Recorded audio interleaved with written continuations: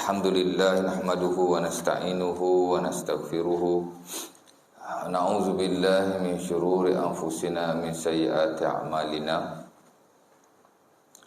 May yahdihillahu fala mudilla lahu wa may yudlil fala hadiya lahu. Asyhadu an la ilaha illallah wahdahu la syarika lahu wa asyhadu anna Muhammadan 'abduhu wa rasuluh.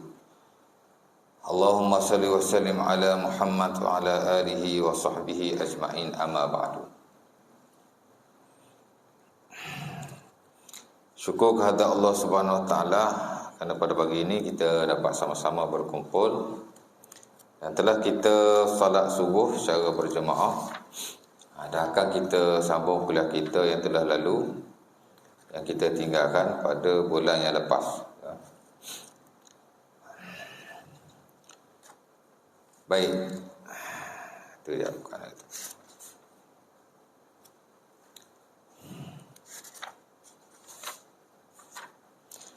Itu kita dalam bab beriman kepada Rasulullah sallallahu alaihi wasallam. Awal-awal bab daripada buku ini, pengarang membahaskan tentang syahadah la ilaha illallah Muhammadur Rasulullah. Asyhadatan, dua syahadah, yakni bersyahadah Allah Subhanahu wa taala tiada Tuhan melainkannya dan Rasulullah sallallahu alaihi wasallam sebagai rasul. Jadi kita dah bincang tentang Allah Subhanahu wa taala, la ilaha illallah ataupun asyhadu an la ilaha illallah. Kemudian kita dah masuk pula tentang asyhadu anna Muhammadar Rasulullah. Ya. Di mana kita dah masuk hari itu,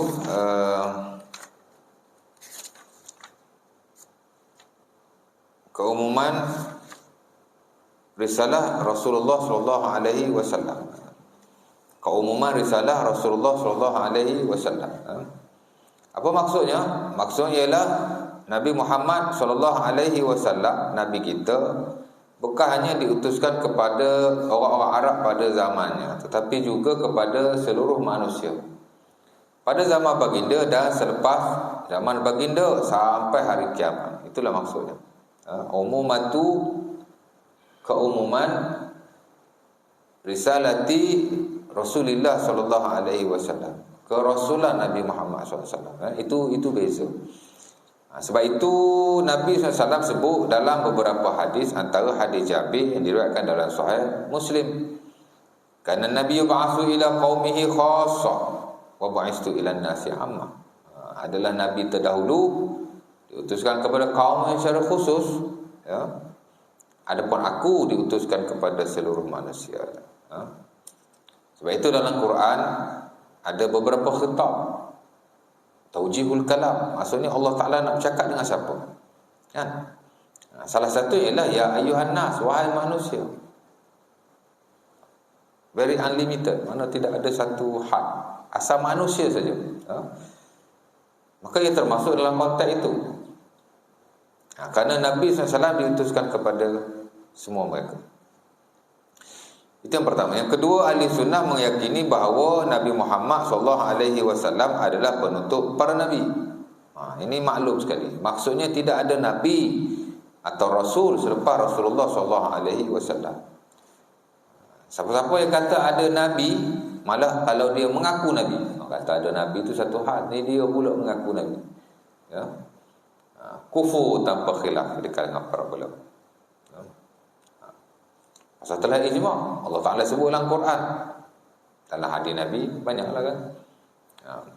Tak ada lagi nabi. Kalau ada pun orang yang hampir-hampir macam nabi tapi bukan nabi.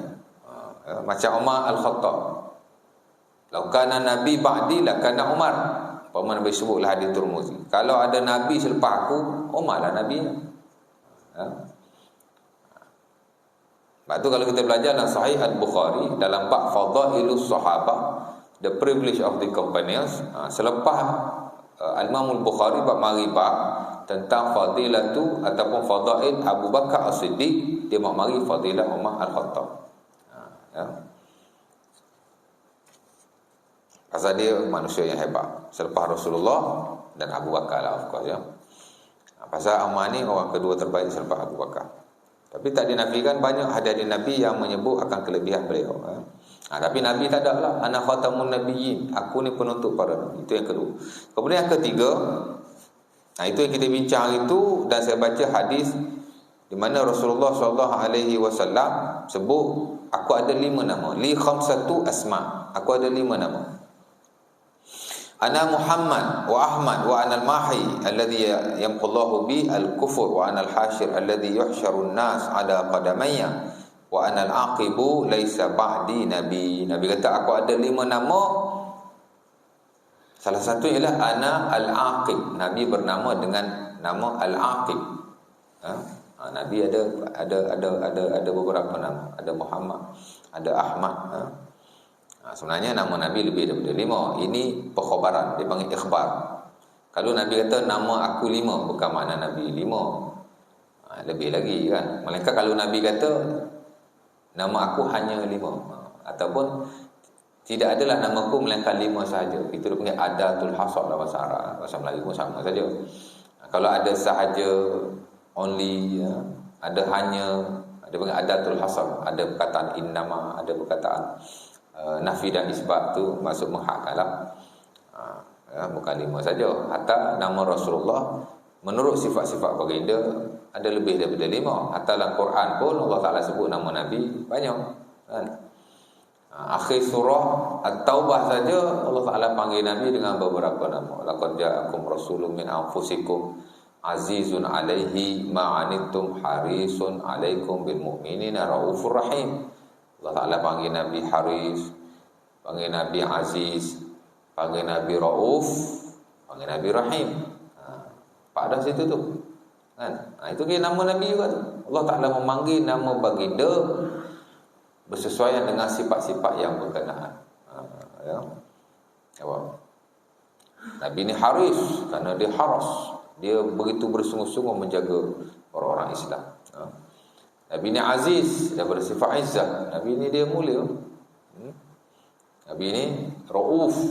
Dia ni maha pengampun. Bukan pengampun lah, maha pengampun Allah lah. Dia ni suka ampun ke orang lain, suka maafkan. Rahim, dia ni maha Allah. Dia ni merahmati. Allah kan Rahim juga. Memang ada nama-nama Allah yang sama macam nama-nama manusia. Zahirnya lah lafaz. Sebab tu ada lafaz-lafaz ni kita bersekutu, musyarakah. Nabi Rahim, Allah Ta'ala Rahim. Kita pun boleh jadi Rahim. Asal kita merahmati, kita Rahim lah. Tapi dipanggil al-alfaz al-mushtarikah, lafaz-lafaz yang sama. Seorang Arab dia guna perkataan-perkataan itu nak menunjukkan sesuatu atau keadaannya atau sifatnya. Tapi hakikatnya tidak samalah. Rahmat Allah confirm tak sama dengan rahmat manusia. Setakat sama perkataan tak ada masalah kan.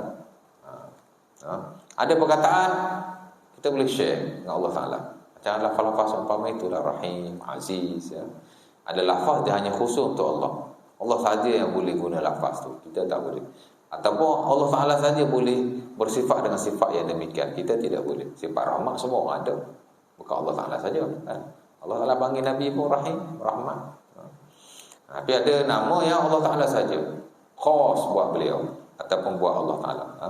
Ar-Rahman umpamanya. Tak boleh. Kita boleh kata orang tu Rahim, kita tak boleh kata orang tu Rahman. Al-Jabbar, Mutakabbir, dan seumpama. Ada nama Allah Ta'ala tak boleh sama dengan kita, tapi ada boleh. Sama dengan sifat-sifatnya. Ada sama dengan kita, ada yang tidak sama. Dari sudut lafaz. Adapun dari sudut hakikatnya, of course lah, tidak sama kesemuanya. Ya. Baik. Jadi Nabi kata ana al-aqib. Aku adalah al-aqib. Apa makna al-aqib? Tadi nama Nabi Muhammad, Ahmad, Al-Hashir dan Al-Aqib. Muhammad, Ahmad, Al-Mahi ya. Dan Al-Hashir dan akhir sekali Al-Aqib. Itu disebut. Nabi kata aku ada 5 nama. Ya, 5 ini dipanggil ikhbar ya. Macam Allah Ta'ala kata dalam surah Al-A'raf ayat 180 walillahil asma'ul husna. Itu Allah Ta'ala tak sebut bilangan. Hadis Nabi kata inna lillahi tis'atan wa tis'ina isman man ahsaha dakhala al-jannah. Terus hadis Muslim daripada Abi Hurairah. Nabi kata Allah Taala itu ada 99 nama. Siapa yang menghafalnya, mengamalkannya, maka dia masuk syurga. 99 tu juga tak ada adatul hasar, tak ada perkataan yang menunjukkan bahawa had itu dipanggil bukan penghadan tapi pemberitahuan. Lainlah kalau Nabi kata nama Allah Taala 99 sahaja. Ada faqat ataupun ada nafi dan isbat. Bukanlah nama Allah Taala itu melainkan 99. Baru dia jadi tahdid, jadi hasar, mana jadi limitation. Ini bukan limit, ini ikhbar.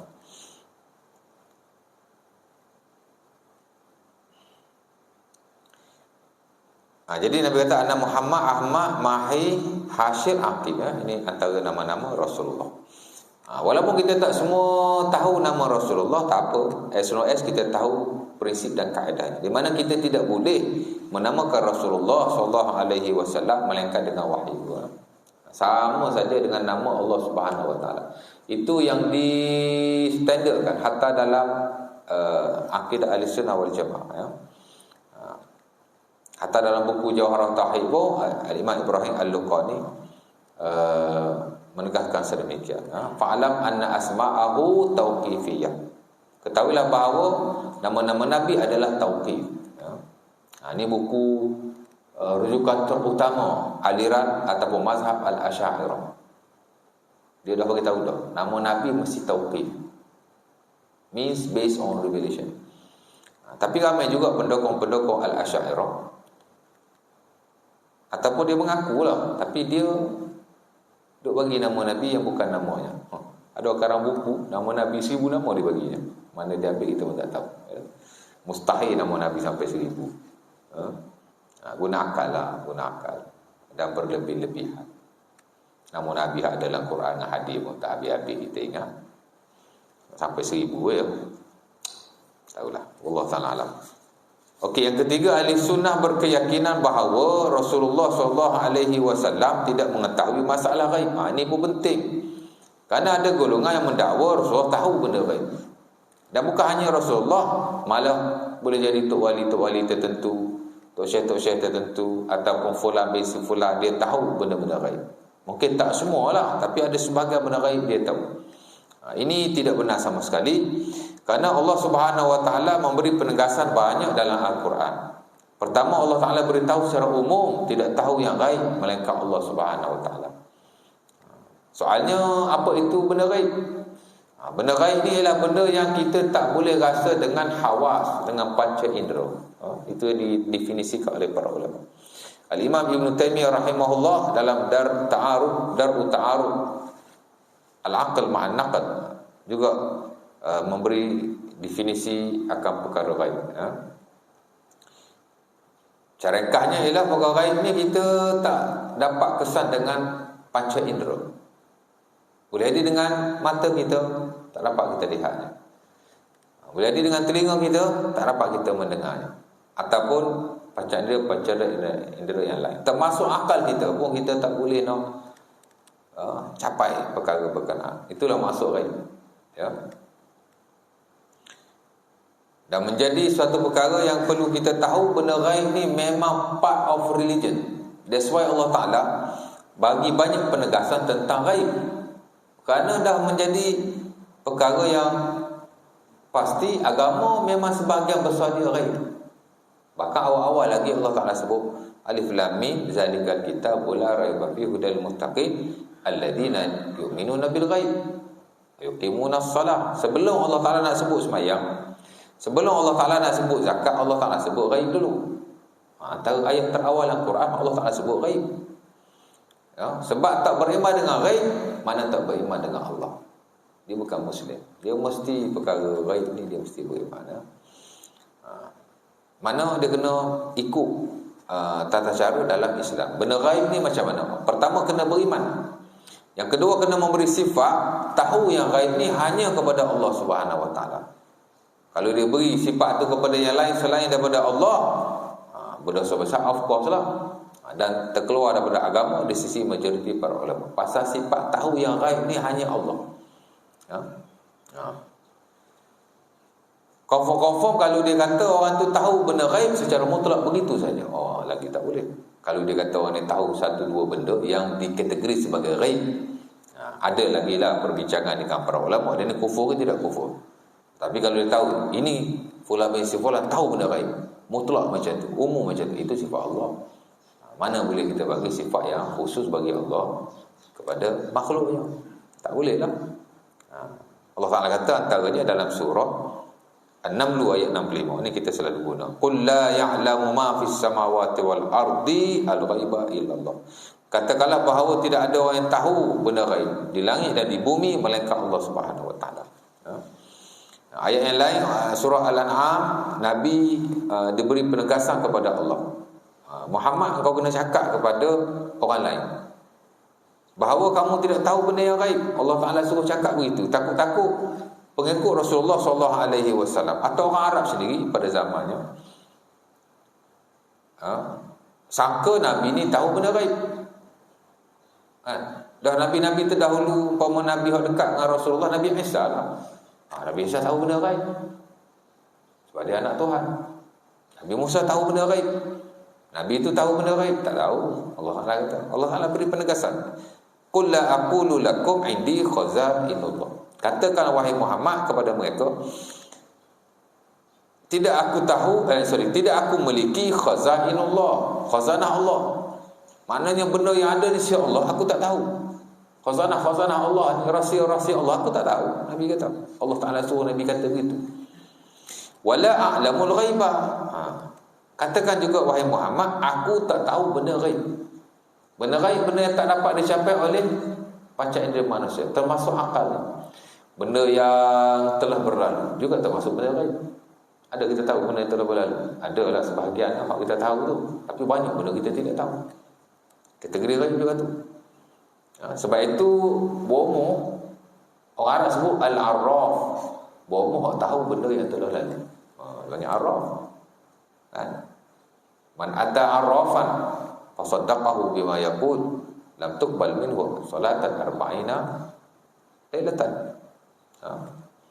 Hadis Abi Dawud daripada Abi Hurairah, Nabi kata siapa-siapa yang jumpa arraf, ada riwayat kahinan ataupun kahan, ada riwayat arraf. Ada beza tu, dua jenis tu bomoh. Satu arraf, satu kahin atau kahan. Dua-dua ni adalah bomoh lah, disebut oleh Rasulullah. Beza apa? Arraf, kata sebagian ulama, umpama Al-Imam Al-Qurtubi rahimahullah, arraf tu bomoh tahu benda yang telah lalu, benda ghaib yang telah lalu dia tahu. Kahan ataupun kahin tu bomoh tahu benda akan datang. Contoh tahu benda yang telah lalu, barang hilang, dia pergi jumpa, tanya barang saya hilang ni kat mana? Dia pun cek tengok, barang kau ada kat sekian, ambil sekian. Kita tengok tak ada pun. Kita ada member hilang kereta, pergi jumpa dua orang tua umur kat Sungai Buloh. Satu tua umur kata kereta duduk belah utara. Satu umur lagi kata kereta duduk belah Johor. Satu tu. Itu arraf tu. Satu lagi kahin, beritahu benda akan datang. Nabi kata siapa yang mendatangi arraf atau kahin, dua-dua jenis tu bomoh. Satu ayat benda lepas, satu ayat benda akan datang. Kira bomoh lah tu, walaupun dia tak disebut dengan bomoh. Sebab bomoh hari ni macam-macam nama. Kadang-kadang dia bomoh, tapi orang panggil ustaz. Mungkin dia baru nak start pun, orang panggil lah ustaz, tapi dia bomoh. Apa bukti bomoh? Ada boleh cerita benda lepas. Orang pergi jumpa dia kan, cakap anak saya sakit, dia pun tilik. Dia kata dulu anak awak ni masa kecil-kecil dia main kat pokok buluh ni.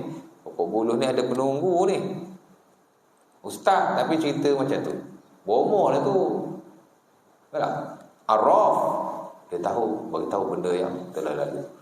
Of course lah dia tak ada pada waktu itu. Mana dia tahu? Bomoh. Boleh jadi dia sangka-sangka saja. Makrifat dalam kebatinan dia sangka. Zon. Ataupun jin bagi tahu dia, boleh jadi juga. Allah Ta'ala alam. Tapi jin bagi tahu tak betul lah. Kalau zaman Rasulullah SAW dulu, sebelum baginda, jin boleh tahu benda gaib. Dia naik atas langit, dia dengar. Dia turun. Dia beritahu kat tuan dia. Tapi bila Nabi dah dilantik jadi Nabi, tertutup pintu langit. Jin-jin dan syaitan dah tak boleh naik lagi dah. Tak melepasi langit yang pertama. Kalau naik langit pertama, kena kilat dia. Betul tak? Ya. Sebab itu kalau kita belajar surah Al-Jin, antara sebab nuzul dia, hadis Muslim tu daripada Ibn Abbas, jinnya naik, dengar, tak boleh naik, kena panah, turun balik dia. Jadi bos dia kata, kau pergi tawaf bumi, kau cari pasal apa kita tak boleh. Haila bainana wa baina khabaris sama, intaliqu ila masyariqil ardi magharibiha. Aku nak kamu pergi ke langit dan pergi ke timur dan barat, mana semua bumi lah. Cari pasal apa kita dah tak boleh tahu berita-berita langit ni. Kebetulan dia pusing, lalu pun kau tim hok kena tu dia bagi tim dia lah, ni pergi sini, dia pergi sini. Ada tim hok kat Mekah, lalu Nabi tengah sembahyang subuh, Nabi baca surah Al-Jin. Ataupun Nabi tengah baca Al-Quran. Dia pun dengar. Nabi tengah baca Quran, sembahyang subuh, dia dengar. Lah, ini sebabnya dia kata dah dilantik seorang Rasul. Allah Ta'ala dah tak benar dah. Dia pun balik beritahu kat bos dia. Dan dia beriman dengan Rasulullah SAW. Jihad dengar tu lah.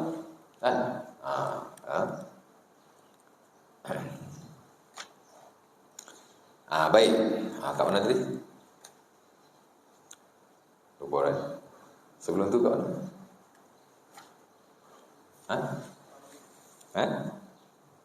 Kat mana tu? Sebelum jin tu?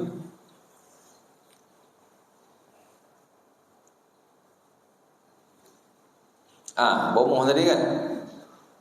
Jadi benda yang telah lalu dia panggil arwah, benda yang akan datang bukan. Benda yang telah lalu macam itulah, barang hilang atau seumpamanya. Benda yang akan datang tenung nasib sama juga. Macam ustaz tadi lewat, balik pada ustaz tadi. Nak cerita ustaz tak bila gitu. Ada pula bila orang pergi jumpa, dia tilik, ni ustaz lain pula ni. Tu saya kata tok bomoh, dia bukan ustaz. Ataupun ustaz menyamar, ataupun dia baru nak start. Kalau dia ustaz betul, tak begitu. Ni satu ustaz lah. Satu lagi ada satu tempat. Sama juga anak dia ni kita ngajar sekolah rendah kan.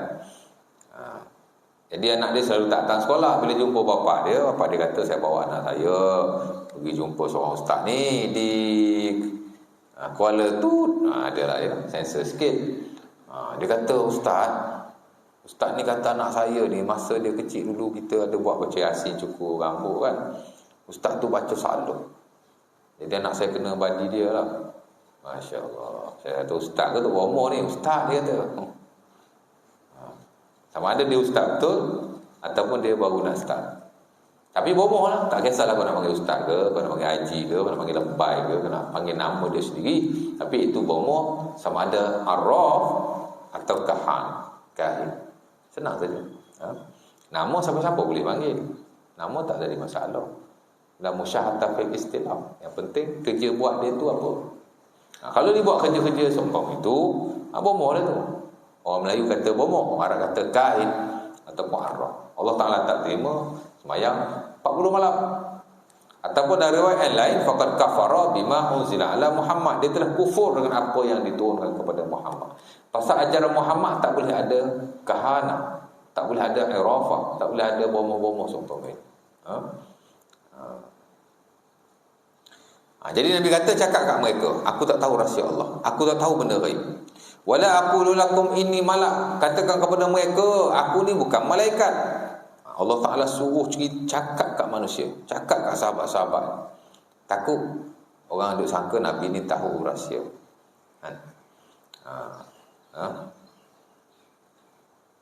Ini boleh berlaku. Kadang-kadang dia tak sembah Nabi, tapi dia bagi sifat-sifat yang bukan sifat Nabi. Mengetahui rahsia Allah bukan sifat Nabi.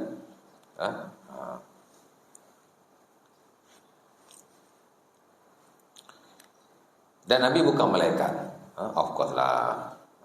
Kalau malaikat yang diutuskan, macam mana kita nak ikut? Malaikat dia tak makan, macam mana kita nak ikut sunnah makan? Tak ada contoh. Betul tak? Maybe dia boleh cakap lah, makan begini bagi arahan. Tapi Nabi yang diutuskan oleh Allah, dia bukan hanya nak bagi arahan pada manusia, tapi nak jadi contoh. Cakap nak bagi arahan, Nabi boleh dilantik di kalangan malaikat, tapi Allah Ta'ala tak nak begitu. Agama bukan hanya bercakap, dia mesti tunjukkan.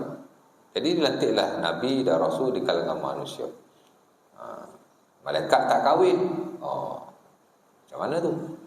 Susah juga. Malaikat tak tidur, macam mana kita nak amalkan sunnah tidur kalau malaikat tak tidur? Nak tengok contoh juga macam mana. Jadi tak boleh, mesti di kalangan manusia juga.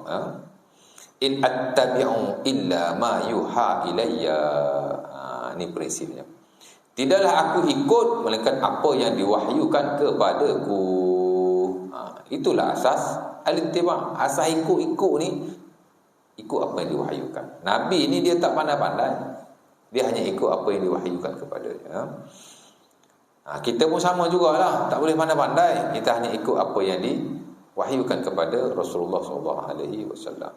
Qul hal yastawil a'ma wal basir. Allah Ta'ala katakan kepada mereka, sama tak orang yang melihat dan orang yang buta? Apakah tidak sama? Afala tatafakkarun. Apakah kamu tidak berfikir? Jadi ayat ni amat penting sekali, ya. Jadi benda-benda gaib dalam Islam memang pasal apa Allah Ta'ala beri penegasan. Sebab Islam ni bahagian yang besar, satu part yang besar bersabit dengan gaib, ya. Ketuhanan gaib. Pernah lihat Allah tak pernah? Uluhiyah, ketuhanan gaib. Kenabian sebahagiannya gaib, ya.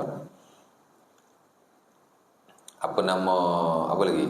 Of course lah, makhluk-makhluk yang diciptakan oleh Allah Subhanahu Wa Taala memang dia punya jisim dia nurani ataupun jisim dia ni halus, seperti malaikat gaib, ya.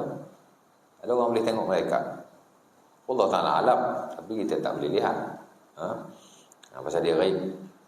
Jin sama juga, kita boleh lihat jin, tak boleh lihat pasal gaib. Mungkin ada orang boleh lihat, Allah Ta'ala alam.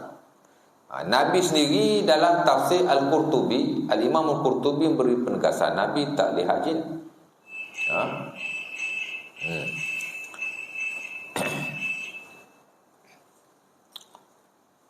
Pasal dia makhluk yang gaib, gaib. Apa lagi? Hari akhirat gaib. Itu semua ghaibiyat, ghaibiyat. Dipanggil unseen. Lagi dia tak boleh tengok lagi. Of course lah kubur. Benda ni tak boleh diukur dengan akal, tak boleh sama sekali. Sebab itu Islam ni dipanggil Islam atas nama menyerah diri. Al-Islam wal istislam. Islam ialah istislam, menyerah diri, beriman saja. Warasikhuna fil ilmi yaquluna amanna kullun min 'indi rabbina. Orang yang berilmu dia akan cakap kami beriman, semua adalah daripada Tuhan kami. Sebab benda gaib ni kalau nak ukur dengan akal susahlah, ya. Beriman saja, habis cerita. Itu nombor 3. Termasuk dalam konteks gaib juga ialah fadilat-fadilat yang warid dalam syarak juga gaib. Sebab itu tak ada orang yang boleh reka fadilat. Kenapa dia gaib? Sebab fadilat ni apa yang Allah Ta'ala beri, itu maksud fadilat. Buat amalan sekian dapat sekian. Siapa yang bagi itu? Allah lah, kan?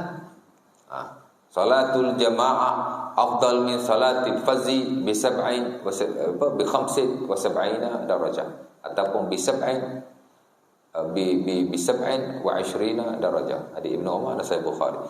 Siapa-siapa yang semayang berjemaah dia dapat 25 kali ganda, 27 kali ganda. Siapa yang bagi itu? Allah, kan? Gaib lah. Fadilah ni apa yang Allah Ta'ala beri, dan kita tidak tahu apa yang Allah Ta'ala beri, melainkan Allah Ta'ala yang beritahu melalui wahyu kepada Rasulullah SAW. Lepas tu ulama kita tidak reka fadilat. Tak adalah kata buat amalan begini dapat tak ada pandai-pandai. Nabi je boleh cakap fadilat begitu, fadilat begitu. Musmayang ini dapat fadilat ni, musmayang ni dapat fadilat. Fadilat mesti wahyu. Sebab itu kata Imam Abu Syamah, la tasbut fadilatu syar'i illa bidalail syar'i. Tidak sabit fadilat syarak melainkan dengan dalil-dalil syarak. Pasal apa? Fadilat is part of ghaib. Dia sebahagian daripada ghaib. Ha? Kelebihan yang Allah Taala nak beri, macam mana kita nak tahu kalau tidak melalui wahyu? Sebab tu tak boleh kita berpegang dengan suatu fadilat melainkan dia sahih. Pegang tak boleh, nak amal boleh. Kan? Contoh buat amalan sekian dapat sekian. Cek-cek hadis ni dhaif. Boleh beramal, boleh di sisi majoriti para ulama. Tapi nak pegang fadilat tu tak boleh. Beza kalau dia sahih. Boleh kita beramal dan of course kita boleh berpegang dengannya. Pasal apa ada boleh berpegang, ada tak boleh berpegang? Kan? Ada amal, ada tak boleh amal. Amal tu tak apalah ya. Cuma kalau terlalu dhaif, berat sangat dhaif ya, tak boleh beramal lah. Tapi kalau nak pegang, nak percaya, kalau dia tidak sahih tak boleh percaya. Boleh amal saja, percaya tak boleh. Pasal apa tak boleh? Pasal ia melibatkan ghaib. Kalau sahih kita boleh pegang. Boleh kita percaya dan meyakininya. Boleh bila melibatkan yakin, tidak yakin, of course lah benda ghaib kan. Nampak? Jadi tak boleh nak pandai-pandai. Masalahnya selain daripada amalan yang direka-reka dalam market orang Islam, banyak juga fadilat yang direka-reka. Oh, banyak fadilat. Tengoklah YouTube nak tekan zikir sekian. Zikir nurun nubuwah. Tu keluar dia punya fadilat. Betul tak? Yang heran tu ada fadilat tu boleh menukarkan kunyit kepada emas. Buatlah tengok. Baca 40 kali ke yang dia suruh baca, kita tanam kunyit tu after 40 days, tengok jadi emas ke tak ada emas. Cuba. Tapi berdosa kalau cuba pasal amal benda tu kan. Lafaz doa tu dalam repek. Allahumma aksir amwali wa auladi. Mana ada Nabi doa begitu? Ya Allah perbanyaklah hartaku. Zahir doa tu dah merepek. Dia kata doa Nabi yang Nabi ajar pada Hasan bin Ali, cucu dia. Tapi lafaz dia tu penuh dengan al-munkarat, benda-benda munkar lah. Mana ada Nabi minta banyak harta. Nabi doakan sahabat banyak harta ada. Tapi Nabi doa sendiri tak ada. Nabi doa miskin ada lah. Kan? Allahumma ja'alni miskinan wahsyurni fi zumratil masakin. Hadis Tirmizi daripada Abi Hurairah. Walaupun ada sudut sanad tu ada kata sahih, ada kata tidak sahih. Tapi Al-Imam Ibn Hajar kata yang nak dimasukkan miskin kalaulah dia sahih. Dia banyak maksud. Miskin harta pun ya, khusyuk pun ya. Tapi nak kata Nabi minta kaya, tak ada sama sekali. Dia telah memburukkan Rasulullah SAW. Ada Nabi minta, ya Allah perbanyakkanlah harta. Nabi nak minta banyak harta, Nabi tak payah doa macam tu. Memang Nabi dah banyak harta pun, cuma diinfakkan, diberikan kan? Orang minta je dia bagi, orang minta dia bagi. Dia kata Anas bin Malik, Nabi asal minta dia bagi, asal minta dia bagi, sampai dia pun tak ada. Jadi tak boleh ya. Selain daripada orang reka amalan, fadilat pun direka-reka, ikut dah saja ya.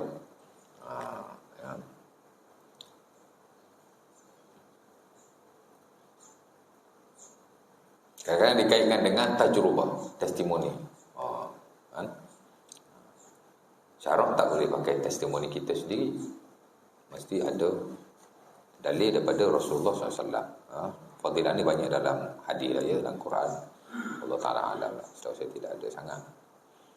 Ya, jadi kita nak kena tahu dan penting akan perkara berkenaan. Kemudian yang keempat, kita nak berhenti lah. Wajibnya mencintai dan mengagungkan Nabi Muhammad SAW. Ini pun penting juga. Yang mana insya-Allah Ta'ala saya akan sambung pada waktu yang lain ya. Jadi kita ambil satu poin satu kuliah saja. Tapi ia big point, poin-poin yang besar ya. Dan benda amat penting sekali. Macam ni lah. Dakwa Nabi tahu benda ghaib. Memang tak dinafikan sebahagian aliran dia dakwa sedemikian. Dia dibagi sifat-sifat Rasulullah SAW yang tidak waris ke atas baginda. Kan? Sebab tu Nabi larang kita hulu. Nabi Muhammad ni kita tak perlu berlebihan pun. Kan? Sebab itu Nabi SAW bila dia dipuji, dia larang sahabat dia. Dia berhati-hati, takut orang ni terlebih. Manusia kan, dia suka terlebih. La tutruni kama atartin nasara ibn Maryam. Nabi kata jangan puji aku lebih sangat sehingga memujinya kaum Isa kepada beliau. Mula-mula puji dulu, akhirnya sembah. Mungkinlah tak jadi sampai tahap macam tu. Tapi kalau tak sembah sekalipun berlebih-lebihan memuji Rasulullah dilarang. Nabi orang panggil sayyid pun dia larang. Nabi kata as-sayyid Allah. Sayyid adalah Allah. Tapi kepada sahabat yang lain Nabi kata sayyid, qumu ila sayyidikum. Pergi kepada sayyid. Nabi panggil sayyid kepada sahabatnya, tapi bila sahabat dia panggil sayyid ke dia tak bagi. Dia awal-awal lagi. Tak benar, orang takut lebih. Nabi SAW bila orang berdiri, kata Anas bin Malik, antara perkara yang Nabi tak suka, bila Nabi datang orang berdiri untuknya, Nabi tak suka. Sebab tu kami sayang kat Nabi. Malah tidak ada orang lain yang Nabi lebih sayang. Habbun nas ilayya Rasulullah. Nabi orang paling kami sayang Rasulullah. Tapi kata Anas bin Malik, bila Nabi datang kami nak bangun, tapi kami tahu Nabi tak suka, kami pun tak bangun. Bangun pun Nabi tak bagi. Tengok Nabi nak jaga. Takut lebih tu. Masa manusia memang suka lebih. Nabi terdahulu sampai dijadikan Tuhan pasal berlebih-lebihan lah.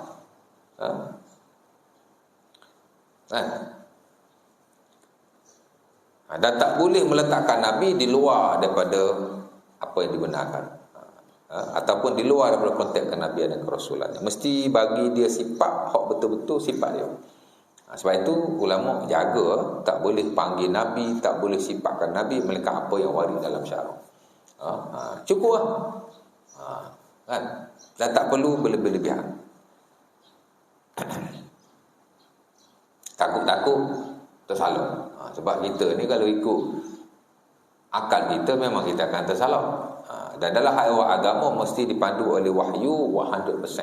Tak boleh kita nak pandai-pandai. Nama Nabi ni tak payah banyak, sikit pun tak apa. As long as dia tak langgar batasan syarak tu. Kan? Dalam Quran apa nama Nabi ya? Apa sifat Nabi Allah Taala panggil? Cek 10 je. Okey lah. Dalam hadis Nabi pun sama. Apa nama Nabi? Apa sifat Nabi? Cek 20 je. Okey lah contoh ya. Tak cukup ni kita kena tambah lagi. Fikir, cari. Dapat 1,000 ke dia. Lepas tu buat buku. Lepas tu jual buku. Buku ni siapa-siapa yang berniaga dia akan laris. Jadi buku melarikan perniagaan pula. Jadi orang beli aman ni nak lari perniagaan. Memang masa dia buat promosi buku tu kata bagus untuk orang berniaga. Buku ni insya-Allah taala siapa yang baca selalu insya-Allah akan mudah hajatnya, akan lari perniagaannya. Mana dia tahu? Kan? Nama Nabi tu pun rekaan. Mana ada sampai 1000? Tak ada. Kan? Buku selawat. Sampai 1000 selawat Nabi dia reka. Kadang bagus juga orang tasawuf ni, orang sufi ni dia kreatif. Dia suka reka benda yang tak ada. Jadi masa orang awal yang tak ada ilmu lah. Kadang ada unsur berlebih-lebihan, tidak perlu sama sekali ya. Cukup begitu. Mudah-mudahan insya-Allah taala. Jadi ada tanya apa? Ada soalan? Tak ada, kita yang keempat nantilah ya. Tentang mencintai Rasulullah sallallahu alaihi wasallam. Ini pun penting juga pasal kita dituntut supaya mencintai Rasulullah sallallahu alaihi wasallam. Soalnya bagaimana? Ada orang mencintai Nabi. Tapi cara dia tu tidak apa yang disuruh oleh Nabi sallallahu alaihi wasallam. Memang orang akhir zaman ni dia suka buat benda yang tidak disuruh. Itu disebut oleh Nabi sallallahu alaihi wasallam. Kata dalam Sahih Muslim atau Bukhari, Nabi kata orang akhir zaman ni yaf'alun ma la yu'marun. Dia suka buat benda yang tidak disuruh. Kan? Paling simple, senang saja. Sakit, baca selawat syifa. Doa syifa yang Nabi baca tak tahu. Selawat syifa dia tahu. Dia disuruh, dia buat apa yang tak disuruh. Kita tak disuruh selawat masa sakit ni. Selawat ni bagus, ibadah. Tapi tak ada kena-mena dengan sakit. Dia bukan ibadah khususiah untuk sakit. Untuk sakit dia ada ayatu al-marad. Dia ada doa-doa dan zikir ketika sakit. Yang disunahkan oleh Rasulullah SAW. Pasal Nabi pun manusia, dia pun sakit. Ada bacaan-bacaannya. Dan sahabat pun manusia. Bila sahabat sakit, Nabi membaca doa-doa dan zikir tertentu kepada sahabatnya. Nabi pun pernah sakit. Dalam hadis Muslim pada Abu Sa'id, Jibril turun jumpa Nabi. Apa khabar Muhammad? Aku sakit. Jibril membaca zikir tertentu kepada Muhammad. Ada zikir untuk syifa. Kan? Tapi ditinggal. Habis hak mana orang amal? Hak ni. Selawat syifa. Padahal Doa syifa ditinggalkan, ambil. Itu contohnya. Yaf'aluna ma yu'maru. Dia buat benda yang tidak disuruh. Ataupun lebih buruk lagi, dia buat benda yang tidak ada. Macam ada satu fulan bin si fulan lah. Oh, bagus mengajar di satu masjid yang besar. Pagi tu bagi kuliah subuh. Ajar apa? Selawat syifa tidak syirik kepada Allah. Dia hurai satu-satu. Allahumma salli ala Muhammad tibbil qulub wa dawaiha. Apa maksudnya? Jadi ala kulli hal 1 hour bagi kuliah, tidak syirik, dia tak boleh diamalkan. Selawat syifa apa? Doa syifa tak ada. Bagi saya slot 1 jam tu baik diisi dengan selawat syifa apa? Doa syifa. Ataupun okeylah dia nak suruh orang amal selawat syifa ni. Okey, ambillah 10 to 15 minit. Explain. Selawat ni tidak ada mahzur syar'i. Mana syaratnya tak canggah. Tak apalah. Tapi another 45 minit ajar doa syifa diajar oleh Rasulullah sallallahu alaihi wasallam. Tapi tak berlaku. Jadi masalah di situ ya. Patut kita kena tahu doa syifa. Tak baca selawat syifa tak ada apa-apa. Bahkan bukan sunnah Nabi pun baca syifa, baca selawat syifa ketika sakit. Bukan sunnah Nabi, confirm. Pasal kalau dia kata sunnah kena bawa mari dalil. Nabi ramai sahabat mari jumpa sakit. Tak pernah pun Nabi suruh selawat. Balik selawat ya 1 kali tak ada kena mengena. Selawat dengan sakit tak ada kena mengena. Selawat satu ibadat. Of course, tapi nak relate dengan penyakit dia in specific, there is no relation, tak ada apa-apa. Tapi kalau doa syifa, zikir syifa itu memang very related dan dia adalah sunnah Rasulullah. Semua orang boleh kata, semua akan kata begitu. Tapi hak ni kita tidak ajar, kita ajar hak ni. Yaf'alun ma yu'marun. Sedangkan kalau orang tu betul-betul sayang pada Nabi, dia kena hak Nabi ajar tu lah dulu, ya tak? Nak naik kenderaan, baca doa Nabi desit cukup. Alhamdulillahilladzi. Macam mana doa naik? Bismillahirrahmanirrahim. Bismillah, alhamdulillah, alhamdulillah sakhkhara. Syukurlah. Hadza wa ma kunna lahum muqrinin. Kalau ada jumpa kemalangan baca doa Umar. Dia pergi tambah pula baca bismillah 25 kali. Tapi jangan baca masa dalam kereta ya, kat luar. Kalau baca dalam kereta nanti accident pasal laju sangat. Waktu pula pening orang awam. Jadi masalah ya. Sebab itu kita kena tahu dan kena belajar lah ya. InsyaAllah ta'ala. Jadi kita akan baca poin nombor 4 ni ya, mencintai Nabi. Macam mana caranya? InsyaAllah ta'ala. Aku liqauli azab. Astaghfirullahaladzim li wa lakum. Assalamualaikum warahmatullahi wabarakatuh. Tutup majlis kita dengan tasbih kafarah dan surah Al-Asr. Subhanakallah wa bihamdika.